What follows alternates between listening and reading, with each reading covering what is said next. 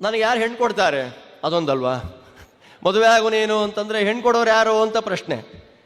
ಅದಕ್ಕೆ ದೇವರೇ ಅಂದ, ಇನ್ನು 3 ದಿನಕ್ಕೆ ಸರಿಯಾಗಿ ಸ್ವಯಂಭುವ ಮನು ಅವನ ಮಧ್ಯದ ಮಗಳಾದಂತಹ ದೇವಹೂತಿ ದೇವಿಂಗ್ ಕರ್ಕೊಂಡು ಬರ್ತಾನೆ.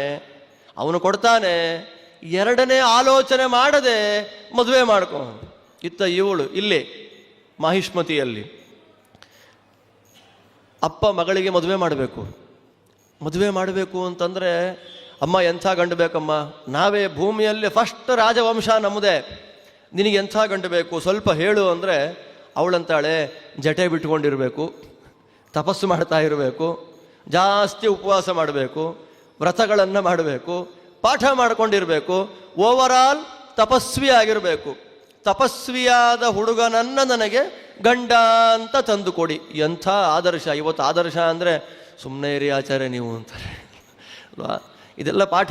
ದೇವಹೂತಿ ದೇವಿಯ ಆದರ್ಶ ಏನು ಅಂತಂದರೆ, ನಿನಗೆಂಥ ಗಂಡ ಬೇಕು ಅಂತಂದರೆ ಜ್ಞಾನಿಯಾದ ಗಂಡ ಬೇಕು, ಜ್ಞಾನಿಯಾದಂಥ ಗಂಡ ಬೇಕು.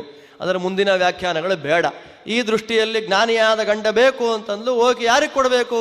ಕರ್ದಮರಿಗೆ ಕೊಡಬೇಕು. ನೇರ ಬಂದ್ರಲ್ಲ, ಒಂದೇ ದಿನದಲ್ಲಿ ಮದುವೆ ಆಯಿತು. ನಿನ್ನೆ ತನಕ ಹಂಸತೋಲಿಕಾ ತಲ್ಪದಲ್ಲಿ ಮಲಗಿ ಛತ್ರಚಾಮರಗಳ ಸೇವೆ ಮಾಡಿಸ್ಕೊಳ್ತಾ ಕಾಲಕಾಲಕ್ಕೆ ವೈಭೋಗದ ಅನ್ನವನ್ನು ಉಣ್ಣುವ ದೇವಹೂತಿ ಮರುದಿನದಲ್ಲಿಯೇ ಅಡಿಗೆ ಮನೆ ಎಲ್ಲಿ ಅಂತ ಗೊತ್ತಿಲ್ಲ. ಯಾಕೆ? 1 ದಿನ ಧ್ಯಾನ ಮಾಡ್ತಾ ಕೂತ್ರೆ 100 ವರ್ಷ ಹೇಳೋ ವ್ಯಕ್ತಿ ಅಲ್ಲ ಕರ್ದಮರು. ಮಹಾ ತಪಸ್ವಿಗಳು. ಊಟ ಮಾಡೇ ಗೊತ್ತಿಲ್ಲ. ಅವರ ಮನೆಗೆ ಹೆಂಡತಿಯಾಗಿ ಬರಬೇಕು ಅಂದರೆ ಆ ಮನಸ್ಥಿತಿ ಎಷ್ಟು ದೊಡ್ಡದು. ಅನುರೂಪ ದಾಂಪತ್ಯ. ಕರ್ದಮ, ನಮ್ಮ ಗುರುಗಳು ಕರ್ದಮ ಶಬ್ದಕ್ಕೆ ಅರ್ಥ ಮಾಡುವಾಗ, ನಮ್ಮ ಇಂದ್ರಿಯಗಳು ನಮ್ಮ ಕೈಲಿದ್ದುಬಿಡ್ತು ಅಂತಂದರೆ ಸುತ್ತಮುತ್ತ ಯಾವುದೇ ಅಟ್ರಾಕ್ಟಿವ್ ಥಿಂಗ್ಸ್ ಇದ್ರೂ ಕೂಡ ಮನಸ್ಸು ಹರಿಯೋದಿಲ್ಲ. ಯಾಕೆ? ನನ್ನ ಇಂದ್ರಿಯ ನನ್ನ ಕೈಲಿದೆ. ಕಣ್ಣು ಹೇಳ್ದ ಹಾಗೆ ನಾನು ಕೇಳಿದರೆ ಒಂದಲ್ಲ 100 ಬಣ್ಣಗಳು ಸಿಗುತ್ತೆ, ಕನ್ಫ್ಯೂಸ್ ಆಗಿಬಿಡುತ್ತೆ. ಕಿವಿ ಹೇಳ್ದ ಹಾಗೆ ನಾನು ಕೇಳಿದ್ರೆ ನೂರಾರು ಶಬ್ದಗಳಿವೆ. ಇಲ್ಲ, ಕಣ್ಣು, ಕಿವಿ, ನಾಲಿಗೆ, ಸ್ಪರ್ಶ ಎಷ್ಟಿದೆ, ಮೂಗು, ಪಂಚಜ್ಞಾನೇಂದ್ರಿಯಗಳಿಗೆ ನಾವು ವಶರಾಗಿ ಬಿಟ್ರೆ ಹಾಳಾದ್ವಿ ಅಂತ ಅರ್ಥ. ಕರ್ದಮರಾಗಬೇಕು. ನಮ್ಮ ಇಂದ್ರಿಯಗಳನ್ನು ನಮ್ಮ ಕಂಟ್ರೋಲ್ನಲ್ಲಿ ಇಟ್ಕೊಳ್ಳಿಕ್ಕೆ ಪ್ರಯತ್ನವನ್ನು ಮಾಡಿದಾಗ ಮಾತ್ರ ದೇವರು ಬರ್ತಾನೆ. ದೇವರನ್ನು ಹಡೆಯುವಂತಹ ವ್ಯಕ್ತಿ ಬರ್ತಾಳೆ. ಅವಳೇ ದೇವಹೂತಿ. ಅವರ ಇಂದ್ರಿಯ ಅವರ ಕಂಟ್ರೋಲ್ನಲ್ಲಿತ್ತು, ಆಸೆಗೆ ಒಳಗಾಗಲಿಲ್ಲ. ಅವರ ಹೆಂಡತಿಯಾಗಿ ಬಂದವಳು ಯಾರು? ದೇವಹೂತಿ. ದೇವರನ್ನೇ ಹಡೆದು ಬಿಟ್ಲು. ಎಂಥ ವೈಭವ! ಮದುವೆನೂ ಆಯಿತು. ಗಂಡ ಹೆಂಡತಿಗೆ ಪರಸ್ಪರ ಮಾತುಕತೆಯೇ ಇಲ್ಲ. ಎಷ್ಟು ವರ್ಷ? 100 ವರ್ಷ. ಪುರಾಣ ಹೇಳುತ್ತೆ, 100 ವರ್ಷಗಳ ಕಾಲ ಗಂಡ ಹೆಂಡತಿ ಮಾತಾಡಿಲ್ಲ. 100 ವರ್ಷ ಆದಮೇಲೆ ಕಣ್ಬಿಟ್ಟು ನೋಡ್ತಾರೆ, ಅರೆ ಮದುವೆ ಆಗಿ ಬಂದಿದ್ದೇನಲ್ಲ, ಅವಳಿಗೂ ವೈಭೋಗ ಸುಖ ತೋರಿಸ್ಬೇಕಲ್ಲ ಅಂತ ಹೇಳಿ ಭಗವಂತನ ಅನುಗ್ರಹ ಹೇಗಿರುತ್ತೆ ಅನ್ನೋದರ ಸ್ವಲ್ಪ ಟ್ರೈಲರ್ ಥರ ತೋರಿಸ್ತಾರೆ. ನೋಡಮ್ಮ, ಎದುರಿಗೆ ಕಾಣ್ತಿರತಕ್ಕಂತಹ ಬಿಂದು ಸರೋವರದಲ್ಲಿ ಸ್ನಾನ ಮಾಡು, ಮತ್ತೆ ನೋಡೋಣ. ಅವಳು ಸ್ನಾನ ಮಾಡಲಿಕ್ಕೆ ಅಂತ ಕೆಳಗೆ ಇಳಿತಾಳೆ. ಪುರಾಣ ಹೇಳುತ್ತೆ, ಅಲ್ಲೇ ಅರಮನೆ. ಹೆಣ್ಣುಮಕ್ಕಳು ಬಂದು ಕರ್ಕೊಂಡು ಹೋಗಿ ಸ್ನಾನ ಮಾಡಿ ಒಳ್ಳೆ ಅಲಂಕಾರ ಮಾಡಿಸಿ ಮೇಲೆ ಕರ್ಕೊಂಬಂದು ಬಿಟ್ಬಿಟ್ರು. 16 ವರ್ಷದ ಯುವತಿ ಆಗ್ಬಿಟ್ಲು. ಇವರು ಲಕ್ಷಾಂತರ ವರ್ಷದ ವಯಸ್ಸಿನ ತಪಸ್ವಿ. ಇವರು ಸ್ನಾನ ಮಾಡಿದ್ರು. ಇವರು 16 ವರ್ಷದ ಹುಡುಗ ಆದರು, ಮೇಲೆ ಬಂದರು. ಇಬ್ಬರು ಯಾತ್ರೆ ಮಾಡಬೇಕು. ಸರಿ, ನಡ್ಕೊಂಡು ಯಾತ್ರೆ ಮಾಡಿದ್ರೆ ಎಷ್ಟು ಕಷ್ಟ ಆಗುತ್ತೆ, ಅದಕ್ಕೆ ಆಲೋಚನೆ ಮಾಡ್ತಾರೆ. ಯಾವತ್ತಿಗೂ ಫ್ಯೂಯಲ್ ಖಾಲಿ ಆಗಲೇಬಾರದು ಅಲ್ವಾ? ಯಾಂತ್ರಿಕ ವಿಮಾನ ಅಲ್ಲವೇ ಅಲ್ಲ. ಈ ವಿಮಾನದಲ್ಲಿ ಹೋದರೆ ಫ್ಯೂಯಲ್ ಖಾಲಿ ಆಗೋಯ್ತು, ಮೋಡ ಬಂತು, ಅಡ್ಡ ಬಂತು, ಕಾಣಲಿಲ್ಲ, ಕ್ರ್ಯಾಶ್ ಮಾಡ್ತೀವಿ ಎಲ್ಲ ಹೇಳ್ತಾ ಇರ್ತಾರಲ್ಲ, ನೋಡ್ತಾ ಇರ್ತೀವಲ್ಲ.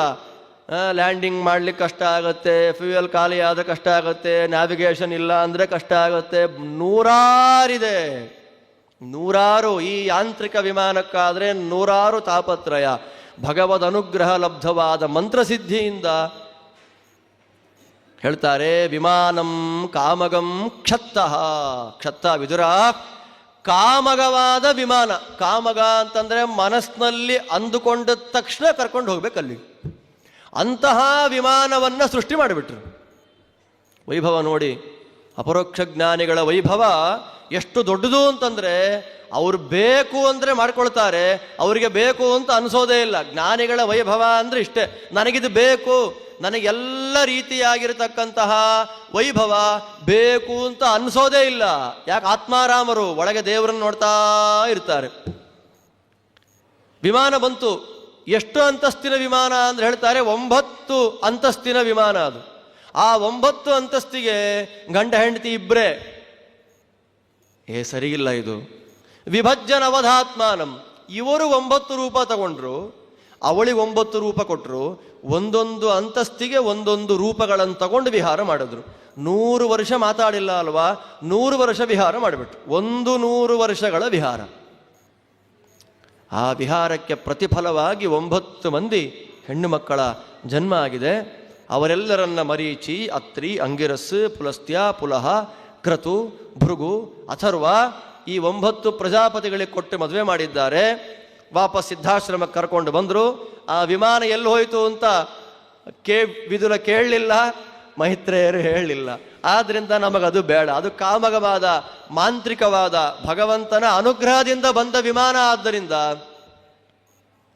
ಅಪರೋಕ್ಷ ಜ್ಞಾನಿಗಳ ವೈಭವವೇ ಅದು. ವೈಭವ ಎಲ್ಲಿಂದ ಬಂತು, ಹೇಗೆ ಹೋಯಿತು ಅಂತ ಹೇಳಿ ಲಾಜಿಕಲಿ ನಮಗಿದನ್ನು ಚಿಂತನೆ ಮಾಡಲಿಕ್ಕೆ ಆಗ್ತಾ ಇಲ್ಲ ಅಂತಂದರೆ, ಲಾಜಿಕಲಿ ಯಾವುದನ್ನು ಪ್ರೂವ್ ಮಾಡಲಿಕ್ಕಾಗೋದಿಲ್ವೋ ಅಲ್ಲಿ ಅಚಿಂತ್ಯ ಶಕ್ತಿ ಅಂತ ಭಗವಂತನಂತೂ ಬರುತ್ತೆ. ಆದ್ದರಿಂದ ನಾವು ಭಗವಂತನ ಮಹಿಮೆಯನ್ನು ಮೂಗಿನ ನೇರಕ್ಕೆ ನಾವು ನೋಡ್ತೀವಿ ಅಂತಂದರೆ ಆಗೋದಿಲ್ಲ. ಅಚಿಂತ್ಯಾಹ ಖಲು ಯೇ ಭಾವಾಹ ನತಾನ್ ತರ್ಕೇಣ ಯೋಜಯೇತ್. ಭಗವಂತನದ್ದೇ ಆದ ಅಚಿಂತ್ಯವಾದ ಮಹಿಮೆಗಳು ಅಂತ ಏನಿದೆ ಅದನ್ನು ನಾವು ತರ್ಕದಿಂದ, ಶುಷ್ಕವಾದಂತಹ ಯುಕ್ತಿಗಳಿಂದ ಅನ್ವಯ ಮಾಡ್ತೀವಿ ಅಂತಂದರೆ, ಲಾಜಿಕಲಿ ಪ್ರೂವ್ ಮಾಡ್ತೀನಿ ಅಂತಂದರೆ, ಲಾಜಿಕಲಿ ನಿನ್ನ ಬಾಯಿ ಎಷ್ಟು ಗಟ್ಟಿ ಇದೆಯೋ, ಮಾತು ಜೋರಾಗಿ ಬಂತು ಅಂದರೆ ದೇವರಿದ್ದಾನೆ ಅಂತಲೂ ಸಮರ್ಥನೆ ಮಾಡಬಹುದು, ದೇವರಿಲ್ಲ ಅಂತಲೂ ಸಮರ್ಥನೆ ಮಾಡಬಹುದು. ಆದ್ದರಿಂದ ತರ್ಕ ಇಂಥ ವಿಷಯದಲ್ಲಿ ಕೆಲಸಕ್ಕೆ ಬರೋದಿಲ್ಲ. ಶಾಸ್ತ್ರ, ಪ್ರಮಾಣ, ಅನುಭವ ಅದೆರಡರ ಹಿನ್ನೆಲೆಯಲ್ಲಿ ನಾವು ತರ್ಕವನ್ನು ಮಾಡಿದರೆ ಅದಕ್ಕೇನೋ ಒಂದು ಫಲ ಕಾಣಬಹುದು. ಬಿಟ್ಟರೆ ಕೇವಲ ತರ್ಕದಿಂದ ಇದೆಲ್ಲವನ್ನು ಕೂಡಿಸ್ಲಿಕ್ಕಾಗೋದಿಲ್ಲ. 9 ಮಂದಿ ಮದುವೆ ಆಯಿತು. ನೋಡಮ್ಮ, ನಿನಗೆ ಮಾತು ಕೊಟ್ಟಂತೆ ನನ್ನ ಕೆಲಸ ಮುಗೀತು, ನಾನಿನ್ನು ಸನ್ಯಾಸಿಯಾಗಿ ಹೋಗ್ತೇನೆ ಅಂತ ಚಿಂತನೆ ಮಾಡಿದ್ರು. ಅವಾಗ ಅವಳನ್ನು, ಸ್ವಾಮಿ, ಹೆಣ್ಣುಮಕ್ಕಳೆಲ್ಲ ತವ್ರ ಮನೆ ಹೊರಟೋದ್ರು, ನೀವು ಸನ್ಯಾಸಿಗಳಾದ್ರಿ, ನನ್ನ ಕಥೆ ಏನು ಅಂತ ಹೇಳಿದ್ದಕ್ಕೆ ಬ್ರಹ್ಮಾದಿ ದೇವತೆಗಳು ಬಂದು ಬರ್ತಾನೆ ಭಗವಂತ ಅಂದರು. ಬರ್ತಾನೆ ಭಗವಂತ ಅಂದ ತಕ್ಷಣ ಅದ್ಭುತವಾದ ಒಂದು ರೂಪ ಅಲ್ಲಿ ಪ್ರಾದುರ್ಭವಿಸಿಬಿಡ್ತು. ಅದನ್ನು ಏನು ಕರೀತಾರೆ? ಆ ರೂಪಕ್ಕೆ ಕಪಿಲ ಅಂತ ಕರೆದರು. ಯಾವ ರೂಪ ಅದು? ಕಪಿಲ. ಕಪಿಲ ಅನ್ನುವ ಶಬ್ದಕ್ಕೆ 100 ಅರ್ಥ ಇದೆ. ಆಚಾರ್ಯರು ಕಪಿಲ ಶಬ್ದಕ್ಕೆ ಅರ್ಥವನ್ನು ಕೊಡುವಾಗ ಸಿದ್ಧಾನಾಂ ಕಪಿಲಶ್ಚಾಸ್ಮಿ ಇತ್ಯಾದಿಯಾಗಿ ಭಗವಂತನ ವಿಭೂತಿ ಯೋಗದಲ್ಲಿ ಸಿದ್ಧರಲ್ಲಿ ನಾನು ಕಪಿಲ ಅಂತ ಭಗವಂತ ಹೇಳ್ತಾನೆ ಭಗವದ್ಗೀತೆಯಲ್ಲಿ. ಹೇಳುವಾಗ ಕಪಿಲ ಶಬ್ದದ ಅರ್ಥ ಅನಂತವಾದ ಸುಖಸ್ವರೂಪನಾಗಿ ಜಗತ್ತಿಗೆ ಸೃಷ್ಟಿ ಸ್ಥಿತಿ ಲಯಗಳನ್ನು ಕೊಡುವ ಕಾರಣ ಭಗವಂತ ಕಪಿಲ. ಸಾಂಖ್ಯಶಾಸ್ತ್ರ ಅಂತ ಒಂದು ಬರುತ್ತೆ. ಇಲ್ಲಿ ಈಗ ನಾವು ನೋಡುವಂತಹ ಸಾಂಖ್ಯಶಾಸ್ತ್ರ ಅಲ್ಲ, ಶುದ್ಧವಾದ ವೇದಾಂತ, ಶುದ್ಧಾತ್ಮ ತತ್ವವಿಜ್ಞಾನಂ ಸಾಂಖ್ಯಮಿತ್ಯಭಿಧೀಯತೆ ಅಂತ ಆಚಾರ್ಯರ ತಾತ್ಪರ್ಯ. ಶುದ್ಧವಾದ ಆತ್ಮತತ್ವವನ್ನು ತಿಳಿಸಿಕೊಡುವಂತಹ ಶಾಸ್ತ್ರ ಅದು ಸಾಂಖ್ಯಶಾಸ್ತ್ರ. ಅಂತಹ ಸಾಂಖ್ಯಶಾಸ್ತ್ರವನ್ನು ಪಾಠ ಮಾಡಲಿಕ್ಕಾಗೇ ಅವತಾರ ಮಾಡಿದ ರೂಪ ಕಪಿಲ ರೂಪ. ಕಪಿಲ ಬಂದ, ಚಿಕ್ಕ ಗುಡ್ಡೆ ಮೇಲೆ ಕೂತಿದ್ದಾನೆ. ಅವರಪ್ಪ ಬಂದರು, ಕರ್ದಮರು. ಮಗ ಭಗವಂತ ಅಂತ ಗೊತ್ತಲ್ಲ, ನಮಸ್ಕಾರ ಮಾಡಿದರು, ಸನ್ಯಾಸಿಗಳ ಹೊರಟೋದು. ಜ್ಞಾನಿಗಳ ವೈಭವ ನೋಡಿ. ಮನೆಯಲ್ಲೇ ಮಗನಾಗೇ ದೇವರ ಅವತಾರ ಮಾಡಿದ್ರು ಕೂಡ ಸಾಧನೆ ಮಾಡೋದನ್ನು ಅವರು ಬಿಡಲಿಲ್ಲ. ಅವರು ಹೋದರು. ಮತ್ತೆ ಅದೇ ಆವೃತ್ತಿ ಆಯಿತು. ಅಮ್ಮ ಮನೆಯಲ್ಲಿ, ಮಗ ಗುಡ್ಡೆಯಲ್ಲಿ. ಅಮ್ಮ, ಹೇಗಿದ್ದಿ? ಊಟ ಮಾಡಿದ್ಯಾ? ನಾನು ನಿನ್ನ ಮಗ, ಮಾತಾಡೋಣ ಬಾ. ಏನಿಲ್ಲ. ತಾಯಿನೇ ಬಂದ್ಲು. ತಾಯಿ ಬಂದು ಹೇಳ್ತಾಳೆ, ನಿರ್ವಿಣ್ಣಾತಿ ತರಾ ಭೂಮನ್ ಅಸದಿಂದ್ರಿಯ ತರ್ಪಣಾತ್. ನೋಡಪ್ಪ, ಎಂತಹ ಜ್ಞಾನಿ ನಿಮ್ಮ ತಂದೆ. ದೇವರನ್ನು ನೋಡಿದವರು, ದೇವರ ಜೊತೆಯಲ್ಲಿ ಮಾತಾಡಿದವರು, ಅವರನ್ನ ಗಂಡನನ್ನಾಗಿ ಪಡೆದು 100 ವರ್ಷ ಅವರ ಜೊತೆಯಲ್ಲಿ ವಿಹಾರ ಮಾಡಿದರೂ ಕೂಡ ಒಂದಕ್ಷರದಷ್ಟು ಭಗವಂತನ ಜ್ಞಾನವನ್ನು ಪಡೆಯಲಿಲ್ಲ. ಇಂದ್ರಿಯಗಳ ತೃಪ್ತಿಪಡಿಸುವ ವಿಷಯದಲ್ಲೇ 100 ವರ್ಷಗಳ ಸಂಸಾರ ಜೀವನವನ್ನು ಹಾಳು ಮಾಡಿದ್ದೇನೆ, ಸಾಕಾಗಿದೆ, ನನಗೂ ಅರ್ಥವಾಗುವಂತಹ ರೀತಿಯಲ್ಲಿ ತತ್ವೋಪದೇಶವನ್ನು ನೀನು ಮಾಡಬೇಕು ಅಂತ ತಾಯಿನೇ ಪ್ರಾರ್ಥನೆ ಮಾಡಿಬಿಟ್ಲು. ತಾಯಿ ಪ್ರಾರ್ಥನೆಯನ್ನು ಮಾಡಿದ್ದಕ್ಕೆ ಕಪಿಲ ಹಾಗೆ ಆಗಲಿ ಅಮ್ಮ ಅಂತ ಬಾಯಿ ಬಿಟ್ಟು ತತ್ವೋಪದೇಶವನ್ನು ಮಾಡ್ತಾನೆ. ಅದೇ ಕಪಿಲ ಗೀತಾ. ಎಷ್ಟು ವರ್ಷ ಹೇಳಬೇಕು ಕಪಿಲ ಗೀತೆನ? ಮುಗಿಯೋದಿಲ್ಲ. ಸಾಮಾನ್ಯವಾಗಿ ಶ್ಲೋಕಗಳಿಗೆ ಆಚಾರ್ಯರ ತಾತ್ಪರ್ಯ, ಶ್ಲೋಕಗಳಿಗೆ ಆಚಾರ್ಯರ ವ್ಯಾಖ್ಯಾನ ಎಲ್ಲ ಇದೆ ಇದರಲ್ಲಿ, ಪ್ರತಿಯೊಂದೂ ಇದೆ. ಆರಂಭದಲ್ಲಿ ಏನು ಮಾಡಬೇಕು ನಾವು ಅಂತಂದರೆ ಒಳ್ಳೆಯವರ ಸಹವಾಸವನ್ನು ಮಾಡಬೇಕು. ಆ್ಯಕ್ಚುಯಲ್ ಸಂಘವನ್ನು ಮಾಡಬಾರ್ದಂತೆ. ಕಪಿಲ ಅಂತಾನೆ ಅವರ ಅಮ್ಮಂಗೆ, ನೋಡಮ್ಮ ನಿನಗೆ ಮೊದಲು ಒಂದು ಕಡೆ ಕೂತ್ಕೊಳ್ಬೇಕು ಅನ್ನೋ ಆಸೆ ಬರಬೇಕು. ಸರಿ ಕೂತೆ, ಯಾವುದಕ್ಕೆ ಕೂತೆ? ಎಲೆ ಹಾಕ್ತಾರೆ ಅಂತ ಕೂತನಾ? ಇಲ್ಲ. ಕೂತಿದ್ದು ಯಾಕೆ ಅಲ್ಲಿ ಅಂತಂದರೆ ಕೇಳಲಿಕ್ಕಾಗಿ ನಾನು ಕೂತೆ. ನಿನ್ನ ಮಹಿಮೆಯನ್ನು ಶ್ರವಣ ಮಾಡಬೇಕು ಅಂತ ನಾನು ಅಲ್ಲಿ ಕೂತ್ರೆ ನನ್ನ ಸುತ್ತಮುತ್ತ ನನ್ನ ಪರಿವಾರ, ನನ್ನ ಫ್ರೆಂಡ್ ಸರ್ಕಲ್ ಯಾರಿರಬೇಕು ಅಂತಂದರೆ ಸಾತ್ವಿಕರಿರಬೇಕು, ಸಜ್ಜನರಿರಬೇಕು, ಸಜ್ಜನರ ಸಂಘವನ್ನು ಮಾಡಬೇಕು. ಅದಕ್ಕೆ ಅವಳು ಕೇಳ್ತಾಳೆ, ಎಲ್ಲ ಸಜ್ಜನರು ಅಂತಾರಪ್ಪ, ಸಜ್ಜನರು ಅಂದರೆ ಯಾರು? ಸಜ್ಜನರ ಕ್ವಾಲಿಟಿ ಏನು? ಇವರ ಚರ್ಯಗಳನ್ನು ನೋಡ್ತಾ ಇದ್ದ ಹಾಗೆ ಸಜ್ಜನರು ಅಂತ ಹೇಗೆ ಗೊತ್ತಾಗತ್ತೆ? ಸ್ವಲ್ಪ ಸಜ್ಜನರ ಲಕ್ಷಣಗಳನ್ನು ನೀನು ಹೇಳು ಅಂತ ಕೇಳಿದ್ದಕ್ಕೆ 4-5 ಶ್ಲೋಕಗಳಲ್ಲಿ ಸಜ್ಜನರ ಬಗ್ಗೆ ಮಾತಾಡ್ತಾನೆ.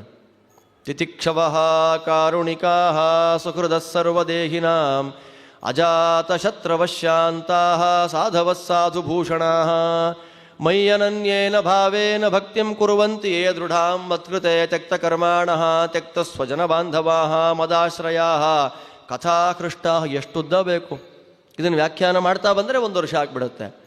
ತಿತಿಕ್ಷವಃ ಕಾರುಣಿಕಾಃ, ಸಹನೆ ಮಾಡತಕ್ಕಂಥವರು, ಕರುಣಿಗಳು, ನನ್ನ ಕಥೆಯನ್ನು ಕೇಳೋದ್ರಲ್ಲೇ ಆಸಕ್ತರಾದವರು, ನನ್ನ ಕಥೆಯನ್ನು ಹೇಳೋದ್ರಲ್ಲಿ ಆಸಕ್ತರಾದವರು. ಅಮ್ಮ ಇವರೆಲ್ಲ ಸಜ್ಜನರು. ಅಂತಹ ಸಜ್ಜನರ ಸಂಪರ್ಕವನ್ನು ಮಾಡು, ನನ್ನ ಮಹಿಮೆಯನ್ನು ಕೇಳು, ನನ್ನ ದರ್ಶನವನ್ನು ಮನಸ್ಸಿನಲ್ಲಿ ಮಾಡು ಅಂತಂದ. ನಿನ್ನ ಮಹಿಮೆಯನ್ನು ಹೇಳು ಅಂತಂದರು. ಅದೇ ಸಾಂಖ್ಯತತ್ವ. ಸಾಂಖ್ಯತತ್ವ ಅಂತಂದರೆ 24 ತತ್ವಗಳಿಂದ ನಡೆದಂತಹ ಪ್ರಪಂಚದ ಸೃಷ್ಟಿ, ಸಂಖ್ಯೆಗಳಿಗೆ ಸಂಬಂಧಪಟ್ಟ ತತ್ವಗಳು. ಆ 24 ತತ್ವಗಳ ಜಡ ಅಂತ ಇಟ್ಟುಕೊಂಡ್ರೆ 25ನೇವಳು ಮಹಾಲಕ್ಷ್ಮಿ ಆಗ್ತಾಳೆ, 26ನೇ ತತ್ವ ಭಗವಂತನಾಗಿ ಬರ್ತಾನೆ. ಅಂತಹ ತತ್ವಗಳ ನಿರೂಪಣೆಯನ್ನು ಮಾಡಿ ಭಗವಂತನ ಸೃಷ್ಟಿಕರ್ತೃತ್ವದ ಬಗ್ಗೆ ನಿರೂಪಣೆಯನ್ನು ಮಾಡುವಂತಹ ಭಾಗ. ಅದಾದ ಮೇಲೆ ನಿನ್ನೆ ನಾವು ಕೇಳಿದ ಹಾಗೆ ಯೋಗಸಿದ್ಧಿ, ಅಷ್ಟಾಂಗ ಯೋಗಗಳು. ಯೋಗ ಅಂತ ಕೇಳ್ತೇವೆ. ಯೋಗ ಅಂದರೆ ಏನು? ಯೋಗ ಅಂತಂದರೆ ಮನಸ್ಸನ್ನು ಒಂದರಲ್ಲಿ ಕೂಡಿಸೋದು, ಯೋಜನೆ ಮಾಡೋದು. ಬೇಕಾದಷ್ಟು ಯೋಗಗಳಿದೆ. ನಾನು ನಿನಗೆ ಹೇಳುವಂತಹ ಯೋಗ ಯಾವುದು ಅಂತಂದರೆ ಸಬೀಜ ಯೋಗ ಅಂತ ಕ್ಲಾಸಿಫೈ ಮಾಡ್ತಾನೆ ಕಪಿಲ. ನಾನು ನಿನಗೆ ಉಪದೇಶ ಮಾಡುವಂತಹ ಯೋಗ ಇದು ಸಾಮಾನ್ಯವಾದ ಯೋಗ ಅಲ್ಲ, ಇದು ಸಬೀಜ ಯೋಗ. ಇದೇನು ನಿರ್ಬೀಜ ಯೋಗ ಅಂತ ಏನಾದರೂ ಇದೆಯಾ ಅನ್ನುವ ಪ್ರಶ್ನೆ ಬಂದರೆ ಶ್ರೀಮದಾಚಾರ್ಯರು ಹೇಳ್ತಾರೆ, ಸಬೀಜ ಯೋಗ ಅಂತಲೂ ಇದೆ, ನಿರ್ಬೀಜ ಯೋಗ ಅಂತಲೂ ಇದೆ. ಸಬೀಜ ಯೋಗ ನಿರ್ಬೀಜ ಯೋಗ ಅನ್ನೋದಕ್ಕೆ ವ್ಯತ್ಯಾಸ ಏನು? ಆಚಾರ್ಯರಂತಾರೆ, ಸಬೀಜ ವೈಷ್ಣವೋ ಯೋಗ, ವಿಷ್ಣು ಸಂಬಂಧಿಯಾಗಿರತಕ್ಕಂತಹ ಯೋಗವನ್ನು ಏನು ಕರೀತಾರೆ? ಸಬೀಜ ಯೋಗ ಅಂತ ಕರೀತಾರೆ. ವಿಷ್ಣು ಇತರ ದೇವತೆಗಳನ್ನು ಧ್ಯಾನ ಮಾಡುವಂತಹ ಯೋಗವನ್ನು ನಿರ್ಬೀಜ ಯೋಗ ಅಂತ ಕರೀತಾರೆ. ಅಮ್ಮ, ನಾನು ನಿನಗೆ ಈಗ ಹೇಳುವಂತಹ ಯೋಗ ಅದು ಸಬೀಜ ಯೋಗ. ಅದರಲ್ಲಿ ಯಮ, ನಿಯಮ, ಆಸನ, ಪ್ರಾಣಾಯಾಮ, ಪ್ರತ್ಯಾಹರಣ, ಧಾರಣ, ಧ್ಯಾನ, ಸಮಾಧಿ ಅಂತ 8 ಭಾಗ. ಅದನ್ನು ಒಂದೊಂದೊಂದೊಂದು ಭಾಗವನ್ನು ವಿಸ್ತಾರವಾಗಿ ಹೇಳಿ ಕೊನೆಗೆ ಭಗವಂತನನ್ನು ಸಬೀಜ ಯೋಗ ಮಾಡಿ ಅಪರೋಕ್ಷ ಜ್ಞಾನದಲ್ಲಿ ಕಾಣುವಂತಹ ಬಗೆಯನ್ನು ಕಪಿಲ ತನ್ನ ತಾಯಿಗೆ ಉಪದೇಶ ಮಾಡಿ ಮತ್ತೆ ಭಕ್ತಿಯೋಗ, ಕರ್ಮಯೋಗಗಳ ಬಗ್ಗೆನೂ ತಿಳಿಸಿಕೊಡ್ತಾ ಇದ್ದಾನೆ. ಆ ಎಲ್ಲ ಭಾಗವನ್ನು ಕೂಡ ಮತ್ತೆ ನಾಳೆ ಯಥಾಶಕ್ತಿ ಅನುಸಂಧಾನ ಮಾಡೋಣ ಅಂತ ಹೇಳ್ತಾ ಇವತ್ತಿನ ಭಾಗವನ್ನು ಗುರುವಂತರ್ಗತ ಪ್ರಾಣಸ್ಥ ಕ್ಷೇತ್ರಮೂರ್ತಿ ಗೋಪಾಲಕೃಷ್ಣ ಭಿನ್ನ ಅನಂತಾಸರಣಿಗೆ ಅರ್ಪಣೆ ಮಾಡ್ತಾ ಇದ್ದೇನೆ. ಶ್ರೀಕೃಷ್ಣ ಅರ್ಪಣಮಸ್ತು.